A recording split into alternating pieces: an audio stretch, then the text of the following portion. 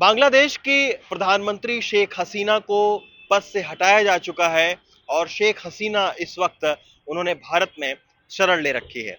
लेकिन इससे पहले भी वो मुश्किल के दिनों में भारत आ चुकी हैं।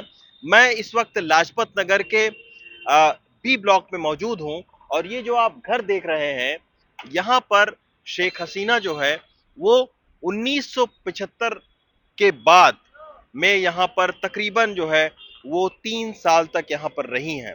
तो ये जो घर है ये शेख हसीना का पहला घर था और गुपचुप तरीके से वो भारत में आई। दरअसल शेख हसीना जब 1975 में सेना ने विद्रोह कर दिया और उसके बाद में उनके जो पिता थे शेख मुजीबुर रहमान, उनको जब जो है वो मार दिया गया, तो उसके बाद में जो शेख हसीना है और उनकी जो बहन है वो यूरोपियन कंट्री में रहती थी, लेकिन फिर उन्होंने भारत आने का फैसला किया और उनके साथ में शेख हसीना के साथ में उनके जो पति हैं वाजिद, वो भी यहाँ पर आए और उनको भारत सरकार ने गुपचुप तरीके से इस जगह पर उनको रखा था।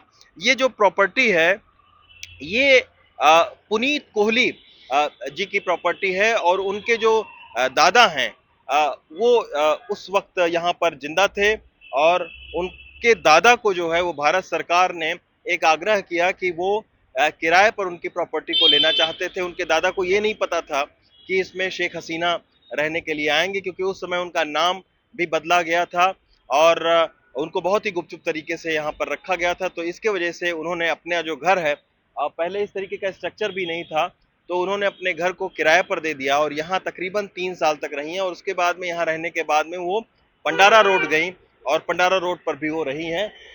यहाँ के कुछ लोग हैं जिन्होंने ये सारी चीजें सुनी हैं। यहाँ पर पहले शेख हसीना रहती थी। हाँ, यहाँ पे ये मैंने भी जैसे सुना है ये हाँ। कि मैम यहाँ पे रहा करती थी। अच्छा। या ये एक एम्बेसी हुआ करता था, बांग्लादेश एम्बेसी। हाँ। और ये स्ट्रक्चर चेंज हुआ है। हाँ, ये इस तरह का स्ट्रक्चर पहले नहीं था। हाँ। ये अभी जो पहले जो था वो पूरा एक प्लॉट एरिया था, बीच में हाई कमीशंस के जो भी ऑफिसेज बने हुए थे। हाँ। रेजिडेंस उनका प्रॉपर था या नहीं ये मुझे एग्जैक्टली पता नहीं है। हाँ। बट सब फ्रंट पूरा एम्प्टी था, बीच में फिर उनके ऑफिसेज वगैरह होते थे।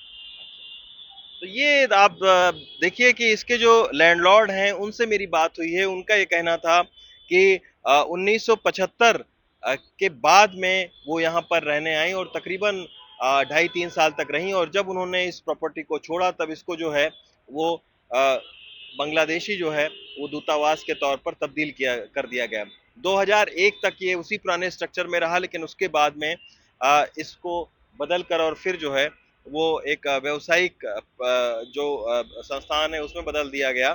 तो जो शेख हसीना है वो अपने बहन रेहाना हसीना के साथ में और अपने उनके जो पति थे वाजिद, वो यहाँ पर उनके साथ में रहते थे। तो कुछ दिन वो यहाँ रहे और उसके बाद में वो पंडारा रोड पर उनको शिफ्ट किया गया।